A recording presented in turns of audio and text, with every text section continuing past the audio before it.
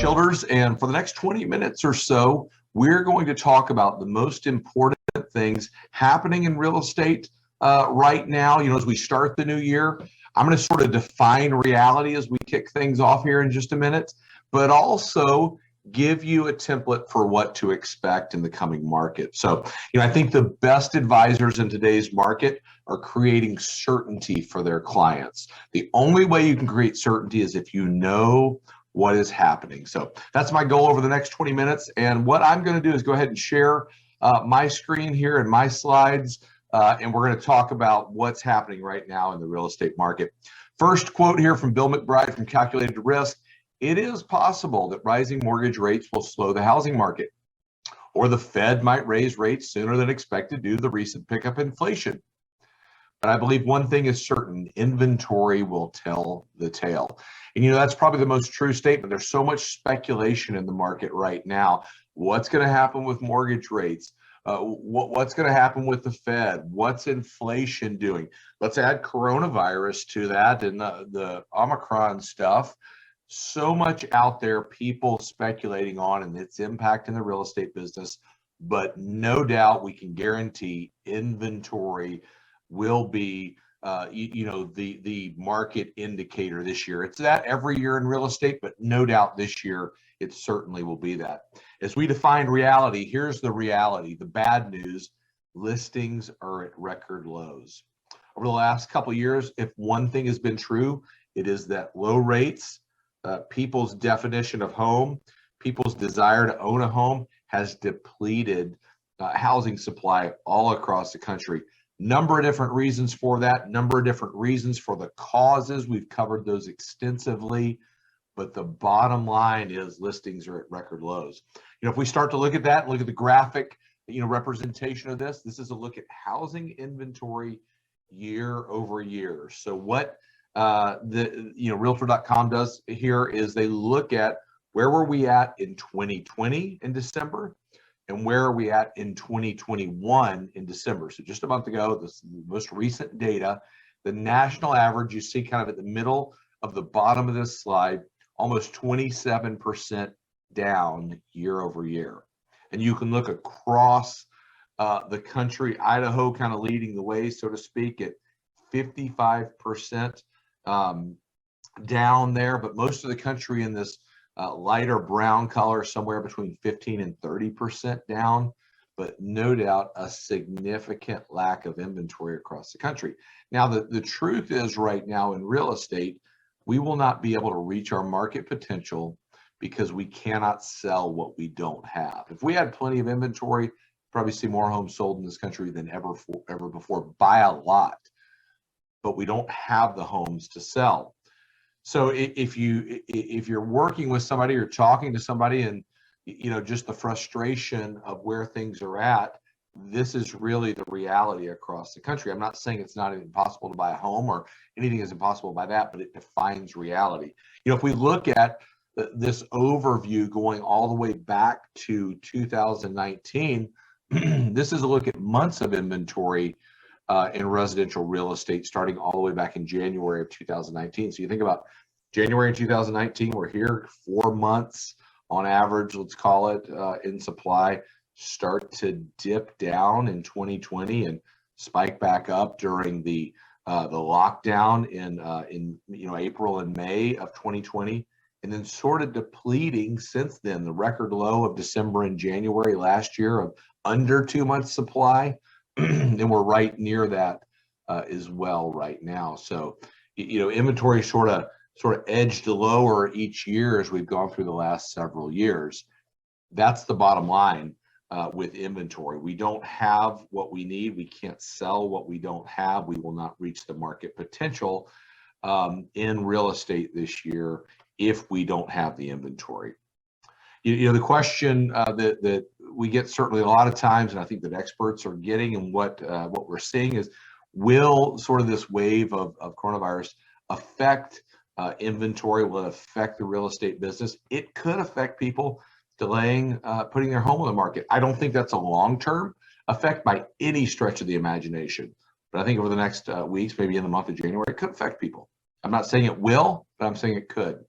Let's talk for a minute about buyer activity. So we talked about sellers, about listings, where we're at there. What's happening with buyers? Just like I talked about with the effect of the pandemic potentially on sellers. One thing I can tell you definitively is it's not pushing buyers back. It's not slowing buyer demand.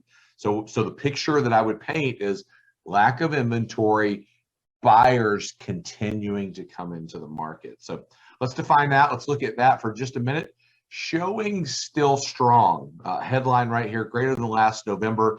This is from Showing Time. Ever since the pandemic, we've looked at Showing Time to measure activity. We know on the front end, it's a leading indicator of activity. If people aren't scheduling showings, then those ultimately don't turn into to contracts and ultimately sold deals. But we look at this past November of 2021 as compared to the last November of 2020, we're ahead in showings, stronger activity than last November. It's very interesting that we see that strong activity continuing to happen from buyers across the country. So, I think this speaks really to maybe those that wonder, okay, where is the health of the real estate market? Is it slowing down? It is not slowing down. Matter of fact, showings still continue to crush pre-pandemic numbers. This is a look at showings over the last 5 Novembers coming from Showing Time. So you see 2017, 2018, 2019. I always call those the last 3 normal years, certainly maybe in the world and if not in real estate. 2020, we see the shoot up there in activity. We know very, very well what that was all about. And certainly 2021, we're seeing even more of that. So activity remaining strong coming into the holiday season that we've just wrapped up.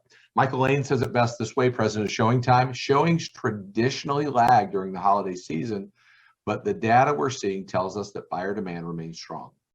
The fact that every region showed a year-over-year increase indicates that buyers are undeterred, and it speaks to their desire to keep searching for their next home. No doubt buyers out there are in force, many of them motivated by a number of different things right now.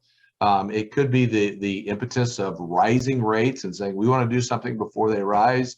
It could be a scenario where they're saying, hey, something's changed in life or in work or in, that's caused different needs, but no doubt the buyers are out there and they're out there in force. And ultimately, we've talked a lot about this leading indicator of showings. Those are turning into deals, pending deals. Sales are higher than pre-pandemic numbers as well, off a little bit from 2020. But again, you go back to the normal years there in gray, we see pre-pandemic, the measure of that from NAR. Last year, 2 years ago, 2020, that reading 125.8, 2021, 122.4, just off where we were in 2021. So strong demand out there. That demand is turning into contracts. The market is moving there. We just need more listings. Now, we're a few minutes into this monthly market report, and maybe you're thinking, I already knew that. I knew we didn't have the inventory. I know I've got plenty of buyers. I know they're out there. So what is the opportunity? So many experts are talking about that right now. I think there are a number of opportunities, big opportunities right now. If I'm leading a team or I'm coaching someone that's wondering where is the biggest opportunity, it's right here. It's in home equity by far. Now, what I'm going to do for the next few minutes is I'm going to break down the current situation with home equity, kind of wrapping up this past year, the latest numbers we have in this past year. And so I think this is the opportunity. It may be driving a lot of buyers saying, hey, we've got this equity. Do we harness that and move up?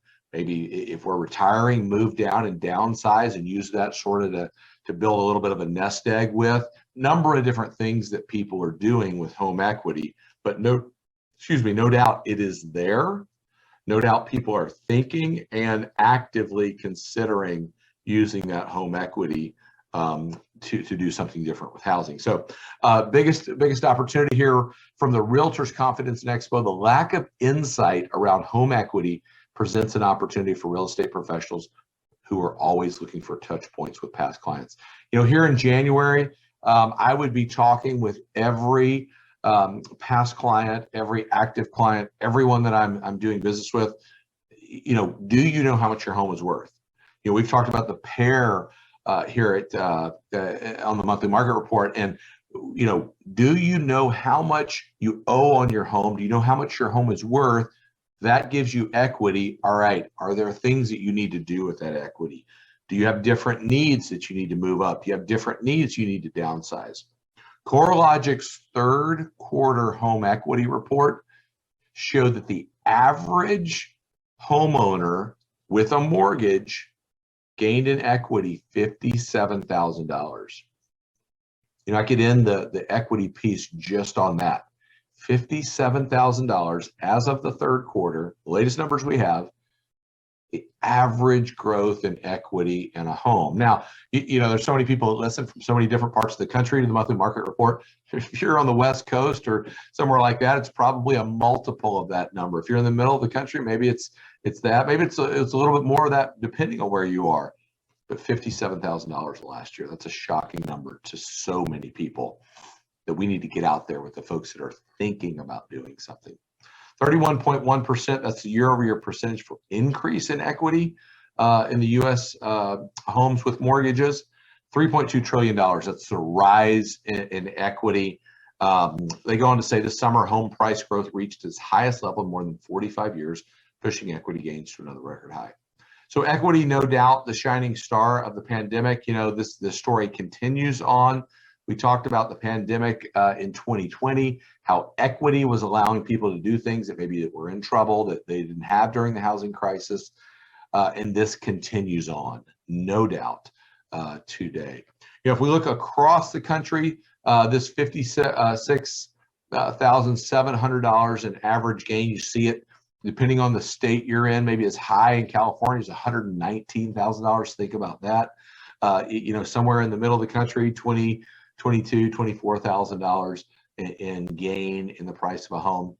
A good thing for homeowners. A report came out a couple months ago saying in every major city, listen to this, every major city, it was cheaper to buy a home than to rent when you consider the equity growth right now. Every major city.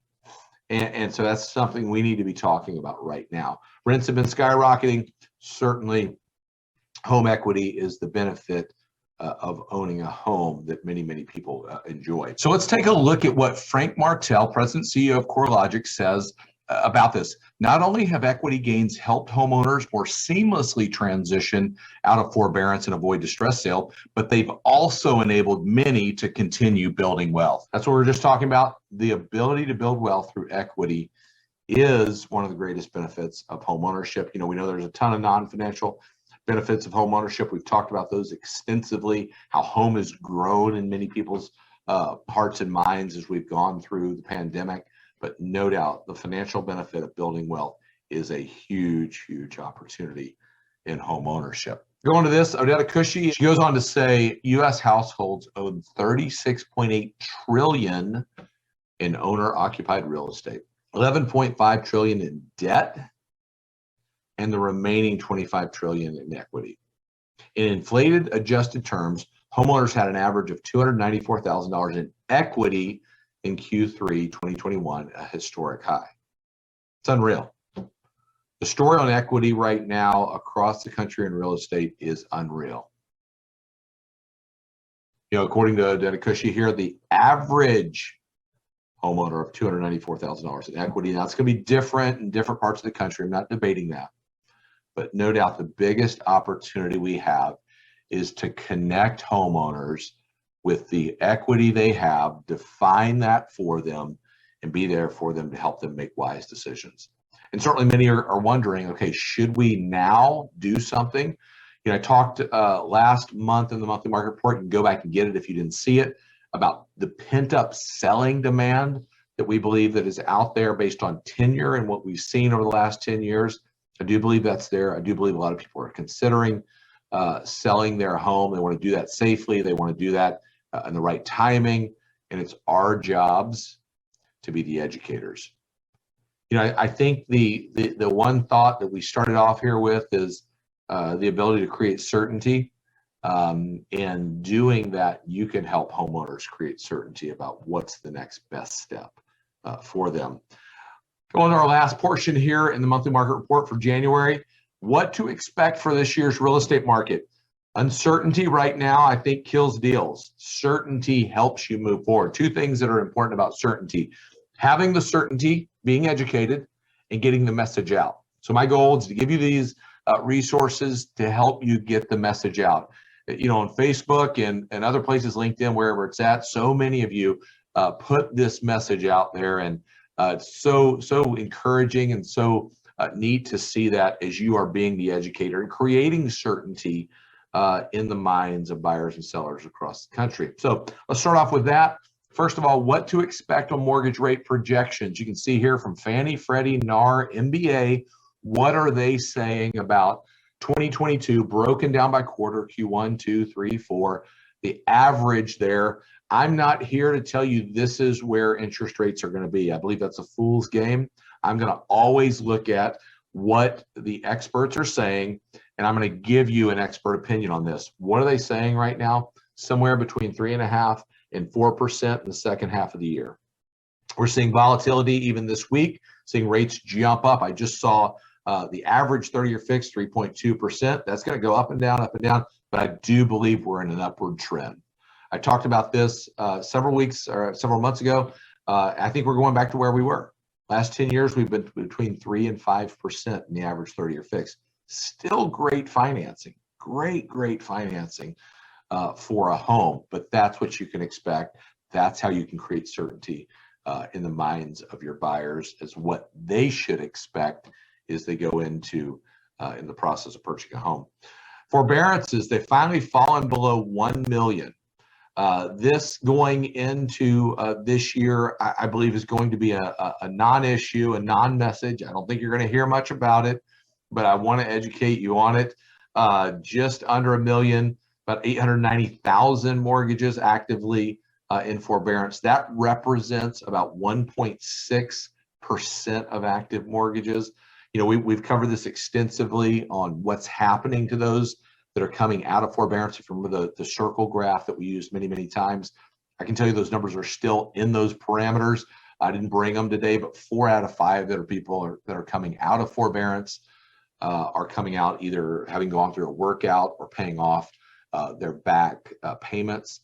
There are people that still will need to do something. It's a very small fraction. And oh, by the way, what we just talked about, their homes have appreciated on average in $57,000 in the last year. So they have opportunities. I still think we need to talk about this. I think we need to be available for folks that may need it.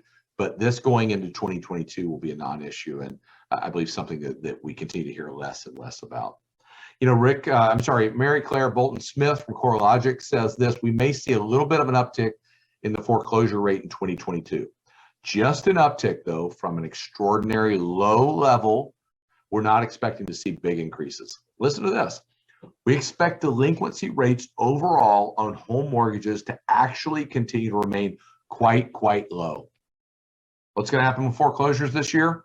According to CoreLogic, remain quite low. That's a line you can use a lot of places. I think they're going to be quite low. It's what CoreLogic said. I think we're going to see that, again, be a non-issue because there are options for homeowners. I don't see banks being in a posture trying to foreclose on people. I think they're trying to work whatever out they can, and the numbers just aren't there like the last housing crisis. And that's largely due to the hard work of every one of you on this call that's been the educator and been the resource for those that have needed to do something. The other question is what's going to happen with prices. We've talked a lot about pricing over the past several months and the fact that, we've seen unbelievable pricing in this country. And this question sort of that, pricing is peaked, we put on the table. And I'm using this graphic here to show you FHA, CoreLogic, Case-Shiller. This is a look going back to January of 2021 all the way through October and November of last year of pricing. So let me break this down for you because the title here is, has home price acceleration peaked? ? The question right now.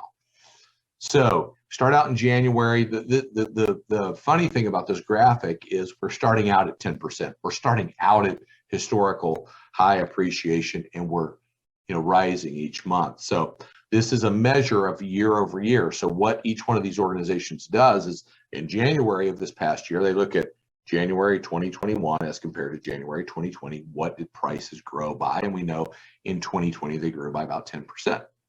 And then each month that goes on, they record those for the other month. Now, we said prices appear to look like they've peaked, and they do, but here's the question. Have they peaked or have they plateaued? I sort of want to put that question on the table because that's what folks are looking at right now and saying, okay, what is happening with prices? And experts are wondering this as well. Let me be very, very clear about that. But no doubt, I think there has been a peak, but is it a plateau that we're about to see? I'll tell you this, what I don't think is going to happen, I don't think we're going to see prices or appreciation drop from 18 or 19% down to 5%. Now I'm going to show you what forecasters are saying in just a minute. The average is about 5%, but I don't think you're going to go from 18% appreciation to 5% appreciation overnight or in a year. But no doubt appreciation is still very, very strong in the market. We expect appreciation to continue in 2022. If you look at those that are forecasting appreciation right now for 2022, the average 5.2%, I just mentioned that, anywhere from 7.5 to 2.8. Here's one thing I see about forecasters right now. They're already starting to up level their forecast. I think this average here of 5.2 is low. I think we will go above that. How much above that? Certainly don't know. It's anyone's guess, but I think we're going to see more than 5% appreciation in real estate in 2022. But you can be the educator. You can show this perspective to your clients. You can show this perspective to those that you're talking with. And always remember, as appreciation goes down in this graphic, that's not depreciation. It's less appreciation. And always remember, month over month, year over year, appreciation is cumulative. We want to explain that very, very well, because in the graphic, people can miss that. They can go, I missed the hump. No, you didn't miss it. You didn't miss anything.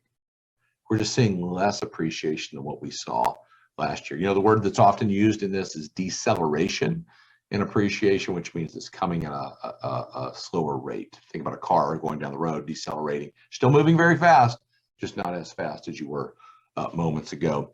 Average from forecasters, 5.2%.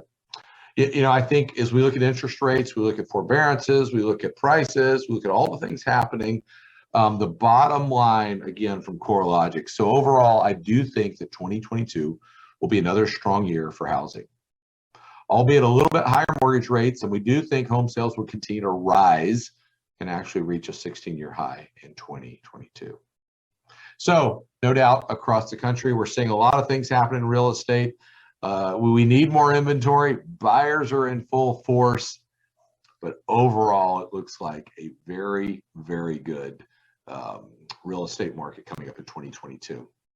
As I stop sharing my screen here, I just want to wrap up our time and wish you a happy new year. Wish you a great 2022. We are grateful for your support, and you're taking the time to watch the monthly market report to be the educator for the clients you serve. Know that we appreciate that, we value that, and hope you have a wonderful year. We'll see you back in February.